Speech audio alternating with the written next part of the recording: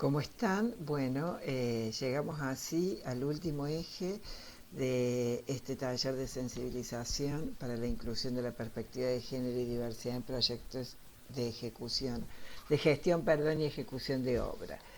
Justamente la intención de la jornada de hoy es trabajar sobre el concepto de transversalidad y el concepto de interseccionalidad. Vamos entonces a comencemos entonces con la primera cuestión. ¿Por qué es necesario un programa de transversalización de perspectiva de género y diversidad en proyectos de la naturaleza del que están llevando adelante ustedes? Algo de esto, una vez más, presentamos en la charla introductoria, pero me parece que está bueno recordarlo tal como está planteado en la normativa ministerial, porque eso me da el pie a mí para ir desarrollando cada uno de los puntos o de los aspectos que nos interesan subrayar. ¿Qué significa transversalizar la perspectiva? No significa ninguna otra cosa que más que atender el impacto diferencial que se genera en las mujeres y en las diversidades a fin de construir una política pública integral para construir una sociedad más justa e inclusiva. Esto lo asume el Estado como responsabilidad y se plantea: cuando tomo decisiones, cuando desarrollo políticas públicas, ¿qué impacto van a tener esas políticas? ¿Qué impacto diferencial va a tener esas políticas en varones, mujeres y diversidades? Eso es transversalizar la perspectiva de género. Si tomáramos no es la única perspectiva que el Estado toma a la hora de desarrollar políticas públicas, pero nosotros nos ocupamos de esta.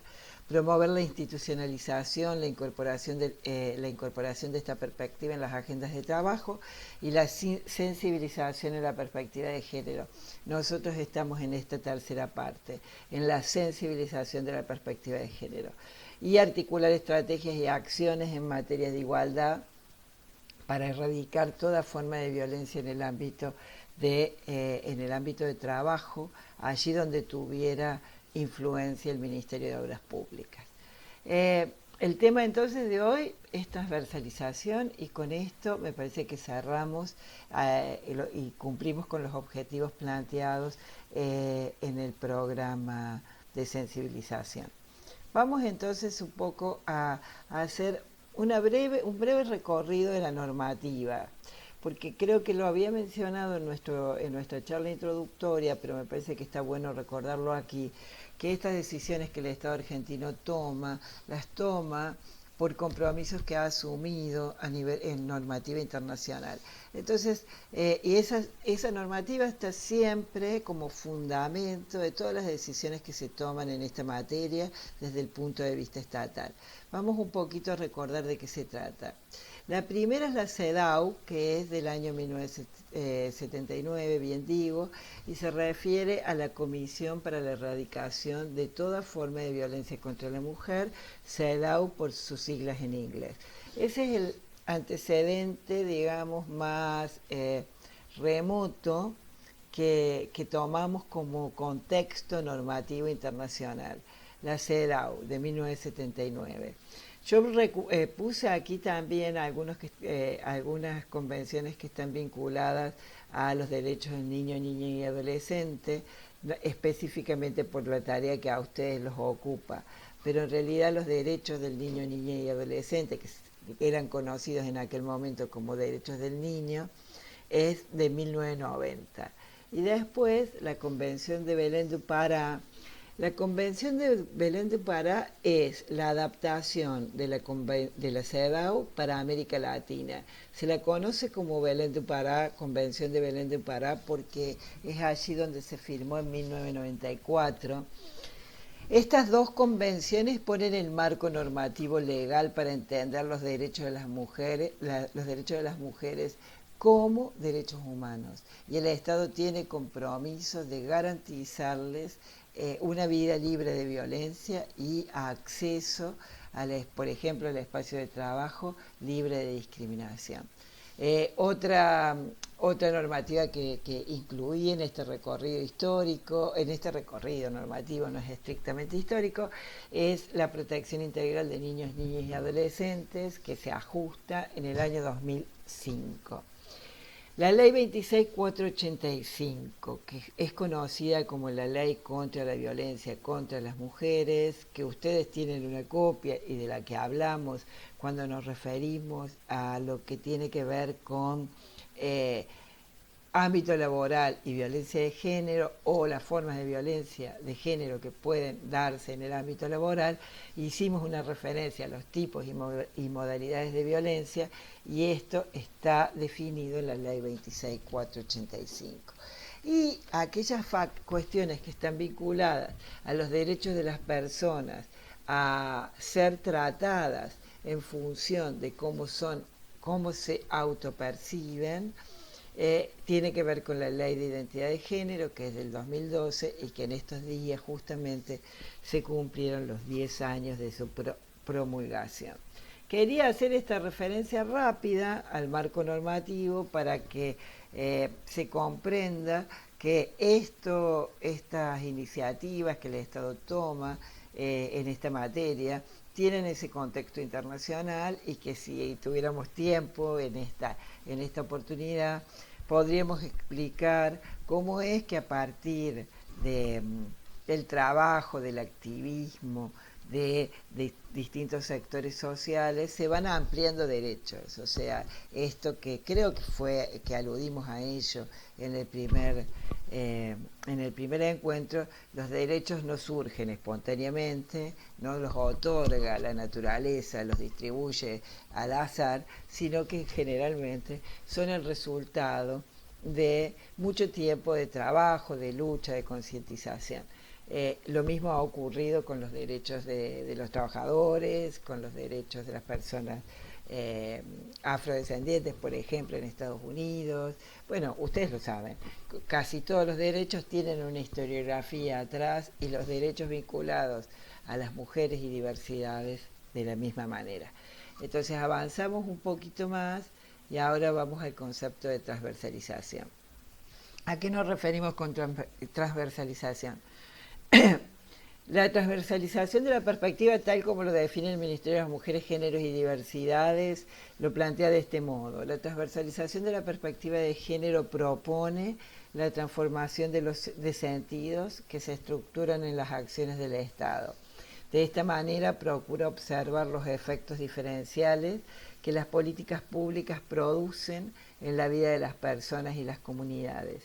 Además, busca promover medidas específicas que garanticen la igualdad de acceso y de oportunidades a los derechos humanos, ¿no? De toda la población a los derechos humanos. A mí me gustaría detenerme un minuto en esto de la transformación de sentidos, porque es un modo de expresar una responsabilidad muy importante que tiene el Estado, y que es incidir sobre aquellos aspectos culturales, sobre aquellos aspectos que son de significación, que son de sentido, de atribuir sentido.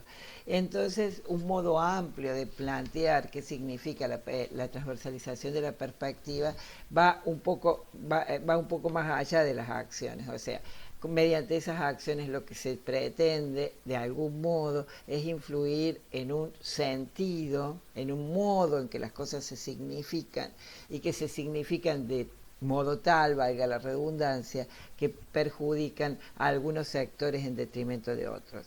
¿Sí? Entonces me parece que un modo rápido de plantear que se entiende por transversalización es una serie de acciones que el gobierno lleva adelante, que el Estado, mejor dicho, lleva adelante. Cada gobierno asumirá distintas formas en esta misión, pero tiene la responsabilidad de ir transformando ese estado de cosas para que la sociedad sea una sociedad más igualitaria y más inclusiva para todos, todas, y acá conviene decir todes también, porque con el todes no es que cambiamos el lenguaje para decir de otra manera todos y todas.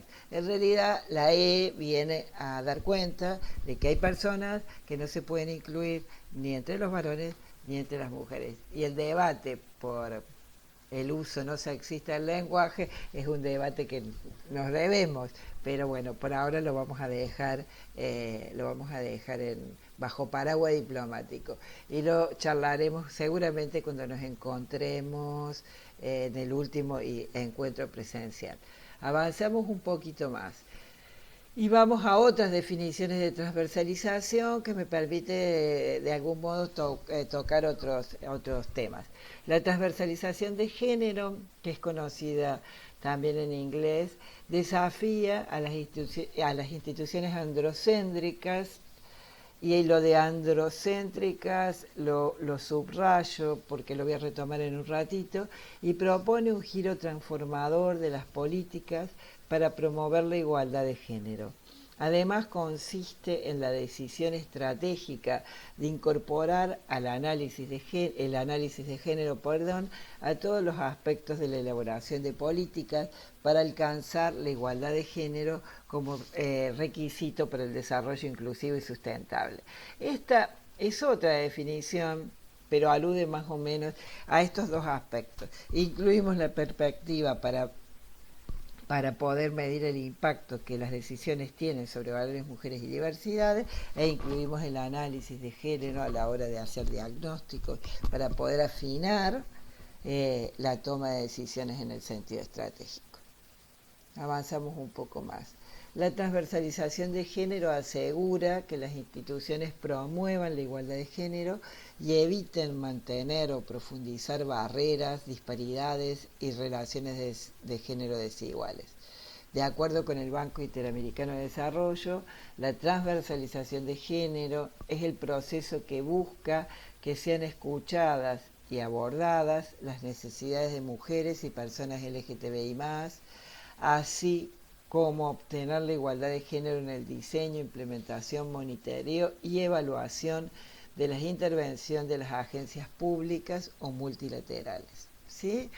Estas definiciones nos ayudan a entender que la necesidad de la transversalización es algo que a nivel internacional se está propiciando en todos los países, justamente con el objetivo de disminuir la violencia contra las mujeres y las minorías diversas. Recién hablábamos de reducir el androcentrismo. Androcéntrico se refiere a una organización que tiene al varón no hombre, sino el hombre varón, blanco y propietario, me gusta decir a mí, porque no es cualquier varón, sino un varón, el varón de la masculinidad hegemónica como medida de lo humano, ¿no? Entonces, las organizaciones que han sido tradicionalmente masculinas, que fueron pensadas por varones, para varones y de varones, son organizaciones que se puede decir androcéntricas, es un modo de tipificarlas, o lo que podría ser un equivalente, sobregenerizadas, masculinas. Generalmente las organizaciones se han pensado como neutras, o sea, como si fueran neutras en términos de género, y eso que se presenta como neutralidad no es otra cosa que organizaciones masculinas pensadas como neutras. Por consiguiente, a medida que las mujeres se han ido incorporando al mercado laboral y a las organizaciones, se han ido adaptando a organizaciones que no han sido pensadas como para ellas, sino que han sido pensadas, como bien decíamos, de varones para varones y con varones. Pensar a las organizaciones desde este punto de vista significa ver algunas cosas que naturalmente no se ven. Probablemente alguna vez han escuchado hablar del techo de cristal. El techo de cristal es una metáfora que se utiliza para explicar las dificultades que tienen las mujeres para desarrollar carrera en organizaciones que justamente han sido pensadas por varones para varones y de varones, ¿no?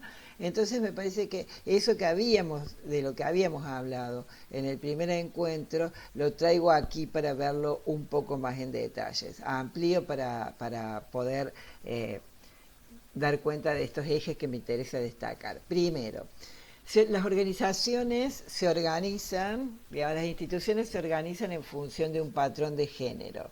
Esto se refiere a que las decisiones, tanto explícitas como implícitas, y los procedimientos que se llevan adelante en la organización,